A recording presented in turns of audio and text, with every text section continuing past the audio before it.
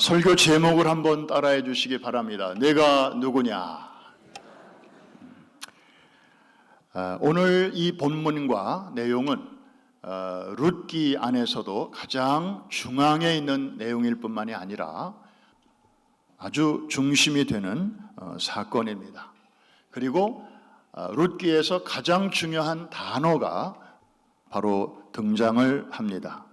이름하여 기업 물을 자라는 단어입니다. 한번 따라해 주실까요? 기업 물을 자. 히브리어로는 고엘이라고 하고요. 영어로는 리디머라고 하지요. 맨하탄의 리디머 처치가 유명합니다. 몇 년 전에 천국 가신 팀 켈러 목사님이 목회하시던 교회인데 바로 여기서 그 교회의 이름을 따온 것이죠. 이 기업 물을 자에서 다 아시지만 혹시 또 처음 들으시는 분들을 위해서 이 여기서 말하는 기업은 현대, 삼성 이런 대기업, 중소기업 할 때 기자가 아니고 기업이 아니고 대대로 물려받는 그 삶의 터전을 가리키는 용어입니다. 그래서 터 기자를 쓰는 것이죠. 찬송가에도 보면 나의 영원하신 기업 생명보다 귀하다라고 할 때에 그 기업을 말하는 것입니다. 예를 들면 땅이라든지 혹은 가족이라든지 그 집안의 삶의 기초가 되는 그러한 자산을 말하는 것이죠. 다른 것들은 잃어버려도 부분을 잃어버리는 것이지만은 이 땅을 잃어버린다든지 혹은 가족을 잃어버린다든지 남의 집에 어쩔 수 없이 넘긴다든지 이러면 그 집안의 그 삶의 희망조차 의욕조차 이제 사라지기 마련이죠.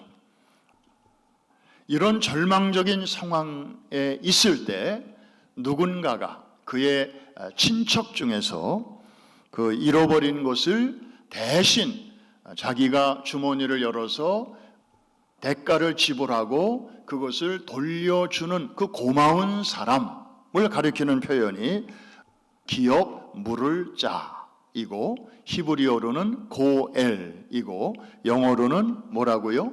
리디머라고 하는 것입니다. 한 번 더 정리하는 마음에서 따라해 주실까요? 기업 물을 자, 고엘, 리디머. 사실은 이 한 단어 속에 성경 전체가 우리에게 말씀하시려고 하는 그 온갖 복이 다 농축되어 들어있다고 말할 수 있겠습니다. 자, 누군가의 고엘, 기업 물을 자가 되면 그 사람의 책임은 크게 두 가지입니다. 가난한 사람이 빚 때문에 종으로 팔려가게 되었을 때 그 빚을 갚아줌으로써 빼앗긴 자식 혹은 빼앗긴 당사자를 가족의 품으로 이제 돌아오게 하는 거죠. 또 하나는 가난한 사람이 그 빚 때문에 자신의 토지를 누군가에게 팔고 빼앗겼을 때 일정한 기간이 지난 다음에 그 토지 대금을 대신 치름으로써 빼앗겼던 팔아넘겼던 위치가 이동되었던 그 토지를 다시 돌려받게 해주는 것이죠. 원래 땅은 사고 팔 수 없었습니다. 이게 창조의 질서였죠. 왜냐하면 땅이라고 하는 것은 공장에서 찍어낼 수 있는 게 아니잖아요. 재생산할 수 있는 게 아니잖아요.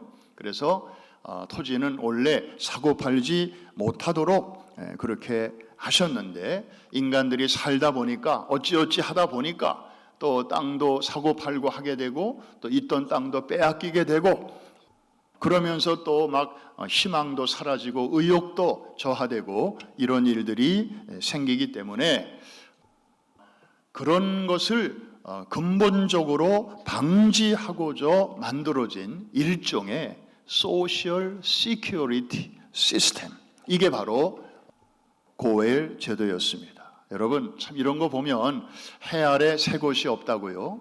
미국이 세계에서 가장 앞선 선진 국가 아닙니까? 그리고 소셜 시큐리티 시스템이 아주 잘 돼 있다고 그렇게 다들 알고 있는데, 이게 미국 사람들이 처음에 시작한 게 아니었어요. 이미 오래전에 이 구약 시대에 이 룻기서에 이미 그런 하나님이 만드신 그런 아주 안전한 사회보장 제도가 있었다고 하는 것을 우리가 생각할 때 정말 놀라울 따름이죠.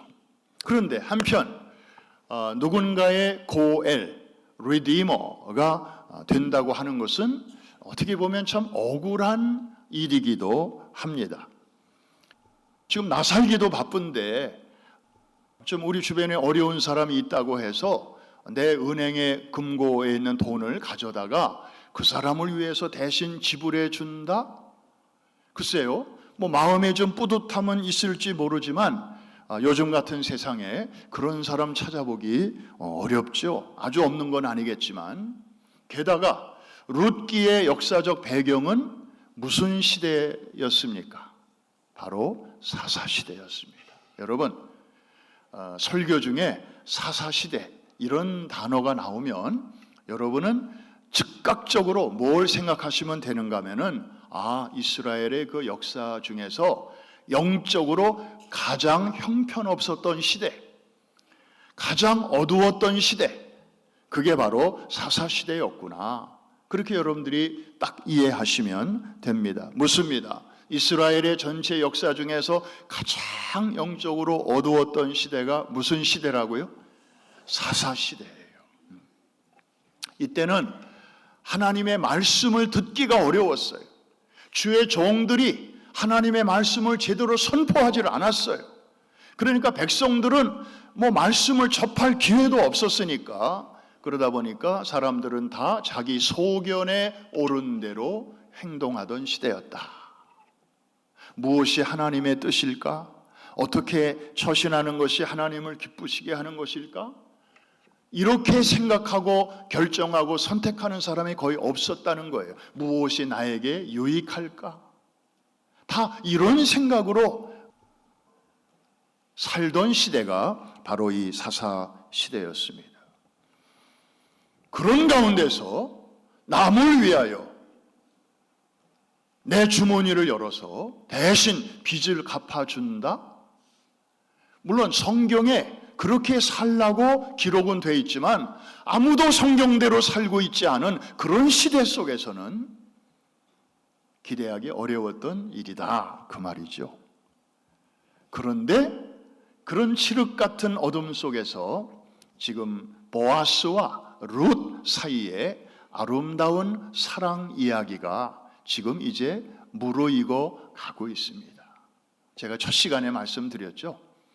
영적인 흉년 속에서도 하나님은 계속해서 일하고 계신다. 기억나시면 아멘.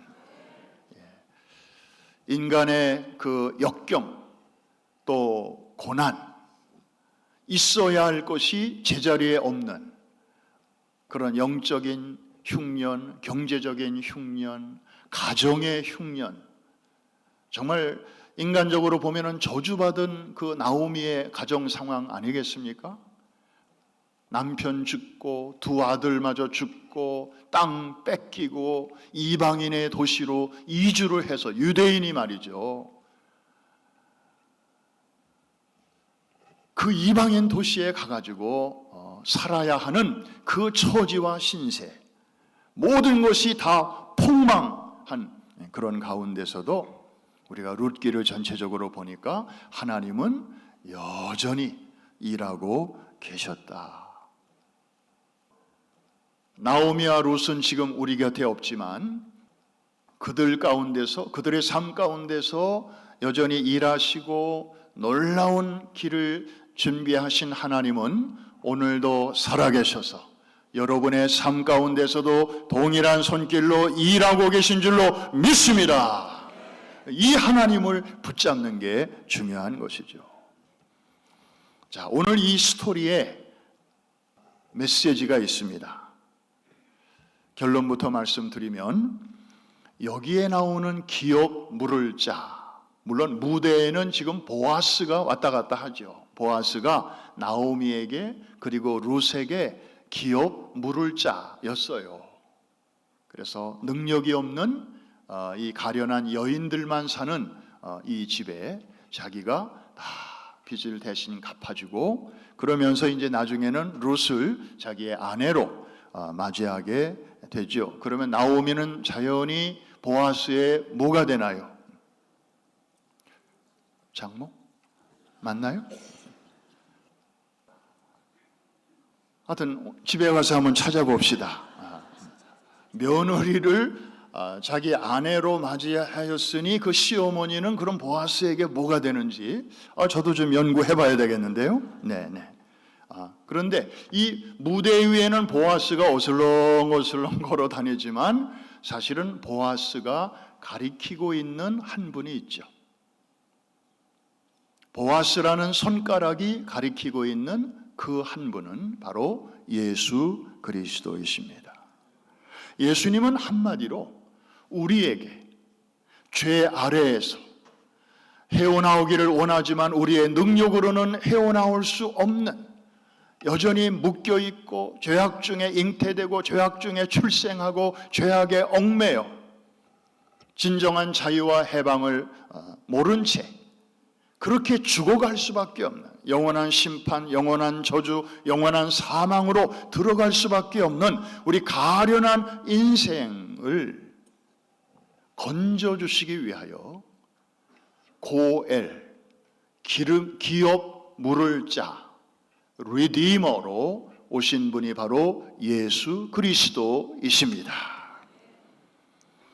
보아스가 나오미와 룻에게 기업 물을 자가 되어 주므로 그 두 사람이 절망 가운데서 희망의 자리로, 그리고 정말 가난한 자리에서 정말 행복한 자리로 이렇게 옮겨진 것처럼 예수님께서는 우리에게 오셔서 우리가 치룰 수 없는 그 대가를 대신 다 지불해 주심으로 우리에게 완벽한 자유와 해방을 선물로 주셨습니다. 할렐루야. 뿐만 아니라 영원한 기쁨을 우리는 그 안에서 누리게 되었습니다.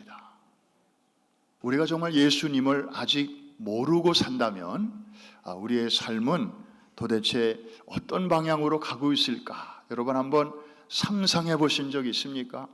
이게 연초가 되니까 또 사람들이 금년은 내 인생이 어떻게 될 것인가 궁금한데 알 길이 없으니까 그냥 여기 기웃 저기 기웃하는 거예요. 엊그제 신문을 보니까 한국에서 유난히 점집을 찾는 사람들이 많다는 거예요. 제가 벌써 점집 얘기를 몇 번 하니까 이 설교를 혹시 미아 삼거리에 있는 점집에 있는 사람들이 들으면 아마 저를 되게 싫어할 거예요. 그런데 어쨌든 이 인간의 한계와 약점이죠. 알고는 싶은데 아무도 알려주는 사람이 없고 알 길이 없고 알 수가 없으니까 그런데 계속 기웃기웃 하는 것이죠. 네, 여러분, 우리가 예수를 믿고 보니까 이제 그런 것에 얽매일 필요가 없잖아요. 왜냐하면 점도 아주 엉터리는 아니에요. 가보신 분은 아시지만 아주 엉터리는 아니에요. 왜? 나름대로 그 뭐가 있어요. 왜냐하면 그 세계도 초월적인 어떤 그런 역사가 있으니까요. 그리고 통계가 또 작동하고 있고, 그래서 이제 그런데 분명한 차이가 있잖아요. 우리가 믿는 하나님, 예수님, 성령님은 신 중에 최고의 신이에요. 할렐루야. 그리고 유일한 창조주예요. 다른 신들은 그냥 피조물이에요. 영적인 존재이긴 하지만은 하나님처럼 본래부터 스스로 있는 존재들이 아니고 하나님이 보이는 세계도 만드시고 보이지 않는 세계도 만드실 때 그때부터 존재하기 시작한 영적 세력들이라고요. 그러니까 하나님의 능력과 지혜에 비하면 맨 밑에 하수야, 하수. 한번 따라 합시다. 걔네들은 하수다. 상천하지에 하나님 같은 분이 어디에 있겠습니까? 하나님 같은 분이 없어요. 나디에 꼬모뚜, 이 히스패닉 찬양에 보면은 그 나디에 꼬모뚜라는 가사가 참 많이 나와요. There is none like you. 하나님 같은 분이 더 이상 없다. 그런 고백인데요.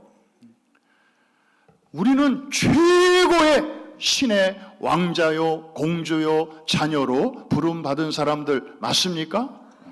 그러니까 그분이 우리를 보호해 주시고 우리의 삶을 인도해 주시고 만물이 그로부터 나오고 그로 말미암고 그에게로 돌아가니라 영광이 그에게만 세세토록 있을지어다. 그분의 완벽한 계획 속에 우리는 태어났고 구원받았고 지금 살고 있고 이 시간에 이 성전에서 예배를 드리고 있고 앞으로 우리가 우리의 코끝에서 호흡이 멈추면 우리는 갈 곳이 분명하게 정해져 있는 인생입니다. 최희준의 하숙생은 그래서 노래는 좋지만 내용은 좀 그래요.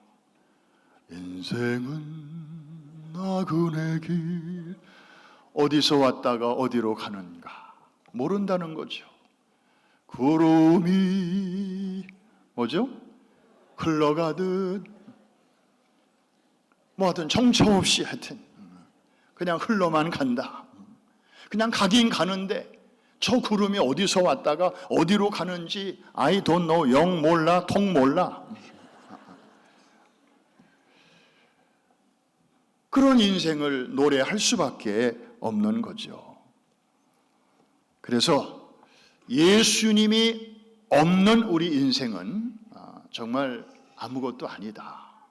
구원받은 우리에게서 예수를 빼버리면 남는 게 뭘까요? 여러분 제가 어렸을 적에 우리 동네 앞에 그 빵가게 제과점 있었는데 그 가게 앞에다가 이렇게 이제 빵 굽는 그런 걸 하나 이렇게 도라무통 같은 걸 내놨어요. 솥뚜껑 같은 게 이렇게 덮여져 있고 그걸 딱 열면 하얀 김이 거기서 모락모락 올라오는데 절반은 만두요, 절반은 찐빵이라. 그러면 막 쪄낸 찐빵을 이제 사가지고 반으로 탁 쪼개면 그 안에 뭐가 들어있을까요? 내 일본말 좀 하고 싶지 않은데 그때는 앙꼬라고 그랬어요. 앙꼬. 그러면 그 추운 겨울날에 특히 그 앙꼬와 함께 이 찐빵을 먹으면 그건 정말 이게 이제 이 추운 손도 이렇게 녹여주고 또 따뜻한 음식이 들어가니까 얼마나 좋았는지 몰라요.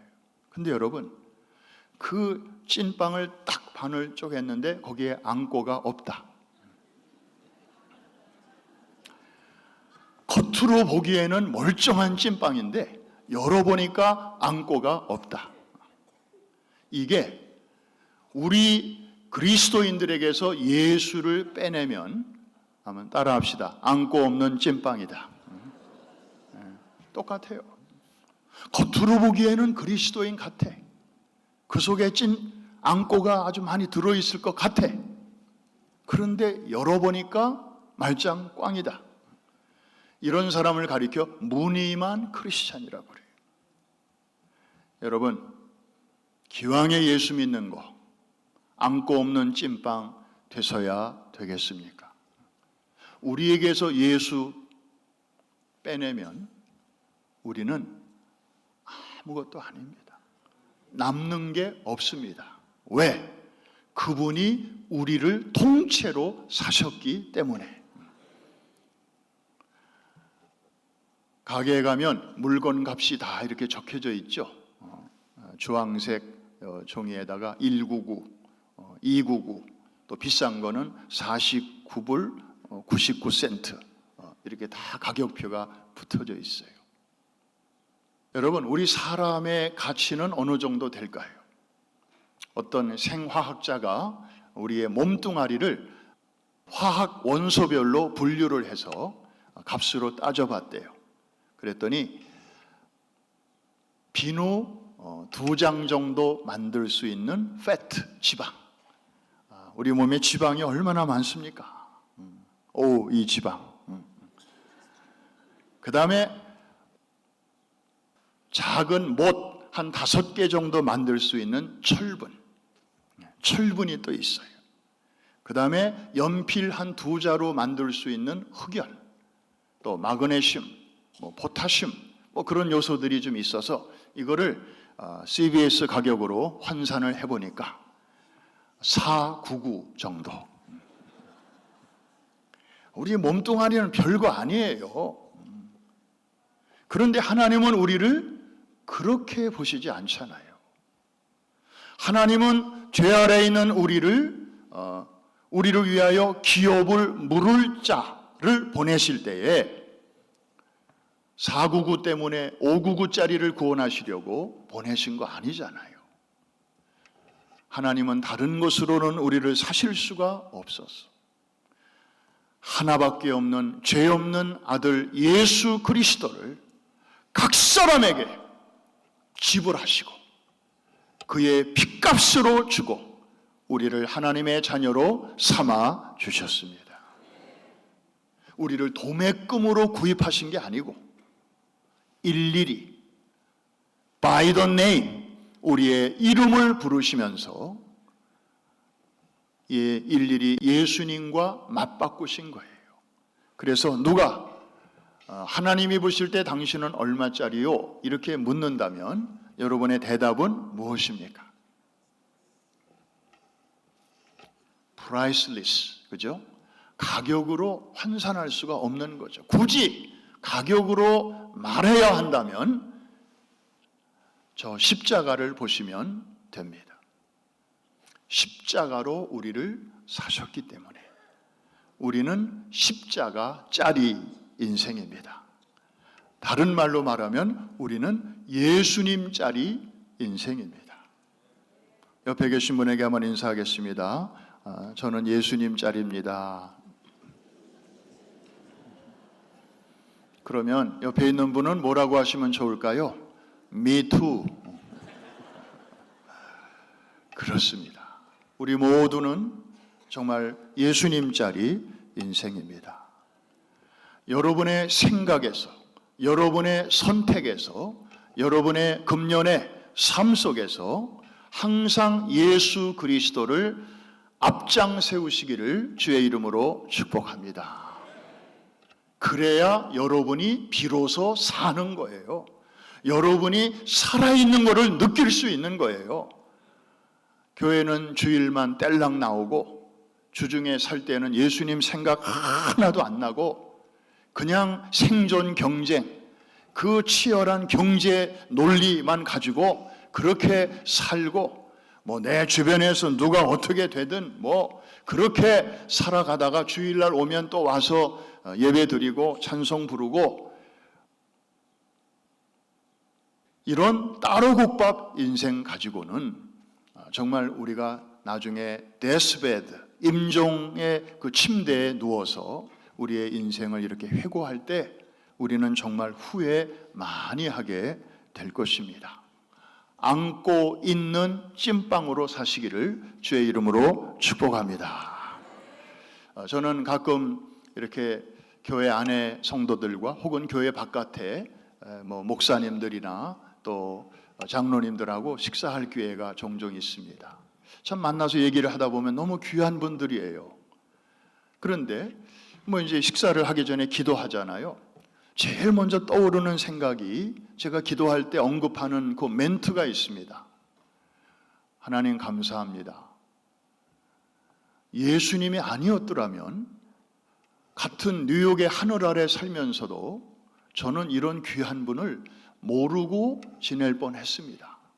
그냥 남남으로 스치면서 살 뻔했습니다. 그런데 예수님 때문에 이렇게 귀한 분도 만나게 되고 또 같이 식사도 하고 교제도 할 수 있게 되었으니 모든 감사와 영광을 예수님께 올려드립니다.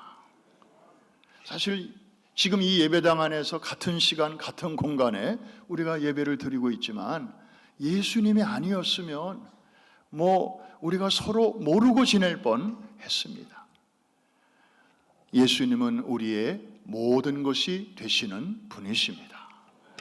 매사에 이럴 때 예수님이라면 어떻게 하셨을까? 좋은 일이 있을 때도 그 생각, 또 갑자기 가슴 철렁하는 어려운 일을 만났을 때도, 그리고 억울한 일을 만났을 때도, 그리고 갑자기 식구가 건강에 적신호가 왔다는 그런 진단을 받았을 때도 예수님이었다면 이럴 때 어떻게 하셨을까? What would Jesus do? 이 질문을 우리가 항상 해버릇 해야 합니다. 이게 바로 예수님을 모시고 사는 삶의 자세죠. 그냥 본능적으로 이런 생각이 나올 수 있도록까지 우리가 이제 훈련을 해야 되는 거죠. 처음부터는 안 돼요. 그러나 자꾸 이런 생각을 하다 보면 생각에 근육이 생기게 됩니다. 여러분, 이 알통이 하루아침에 안 나오죠? 이 정강이의 근육이 하루아침에 생기는 거 아닙니다. 꾸준하게 워크아웃을 하고 그렇게 하다 보면 꾸준하게 다니는 사람과 그냥 어쩌다 한번 하는 사람은 연초에는 차이가 안 나는데 좀 시간이 지나면 딱 차이가 나요. 어깨가 딱 벌어지고, 그리고 몸의 균형이 딱 잡히고, 군살이 점점 사라지고, 이게 생각도 마찬가지예요. 예수님 앞장 세우는 그런 생각을 여러분들이 연초부터 부지런히 잘 해서 생각의 근육이 길러지고 영적인 맷집이 키워지고, 그래서 웬만한 어려움 앞에서 흔들리지 않는 그런 강인한 믿음의 대장부가 되시기를 주님의 이름으로 축복합니다. 마지막 한 가지만 하고 마치겠습니다. 오늘 설교 제목이 내가 누구냐 질문인데, 이 질문은 보아스가 룻에게 던지는 질문입니다. 밤사이에 룻이 보아스의 저 발치에 와서 조용히 자고 있었거든요. 아침에 웬 여자가 자기 발밑에서 자고 있는 걸 보고 깜짝 놀래가지고 보아스가 묻는 질문이었습니다. 그랬더니 룻의 대답이 저는 당신의 종입니다. 왜냐하면 당신이 저에게 기업 물을 자, 고엘, 리디머가 되시기 때문입니다. 이렇게 대답을 하였습니다. 여러분, 우리의 고백도 룻의 고백과 크게 다르지 않을 것입니다. 주님, 저는 당신의 종입니다. 왜냐하면 주님이 저의 고엘이시기 때문입니다. 그런데 이것으로 끝나는 사람들이 너무 많습니다. 주님과 나와의 관계로 그게 신앙생활의 전부라고 생각하는 사람들이 너무나 많은 시대를 우리가 살고 있습니다. 아니에요. 주님이 우리를 이렇게 고엘이 되셔서 부르실 때는 우리에게 대한 기대가 있으십니다. 그것은 바로 우리가 세상을 향하여 우리가 기업 물을 자로 살기를 주님이 바라고 계시는 것입니다. 특별히 시대적으로 정말 말세가 점점 가까워 오는구나. 사람들이 그렇게 이구동성으로 말하고 있는 이 중차대한 시대에 하나님은 우리 교회와 우리 성도들을 이 시대에 어쩌면 마지막 기업 물을 자로 우리를 부르고 계십니다. 주님은 승천하시기 전에 분부하셨습니다. 너희는 가서 모든 족속으로 제자를 삼아 아버지와 아들과 성령의 이름으로 세례를 주고 내가 너희에게 분부한 모든 것을 가르쳐 지키게 하라고. The Great Commission을 우리에게 주셨습니다. 이게 우리가 지금 살아있는 존재 목적입니다. 사실 팬데믹 3년 동안에 하나님은 많은 분들 데리고 가셨어요. 저도 4번이나 걸렸어요. 첫 번째 걸렸을 때 저도 까딱하면 갈 뻔했습니다. 그런데 하나님이 이렇게 살려주신 것은 먼저 가신 분들보다 제 믿음이 좋아서 제가 그분들보다 나은 점이 많아서 아니에요.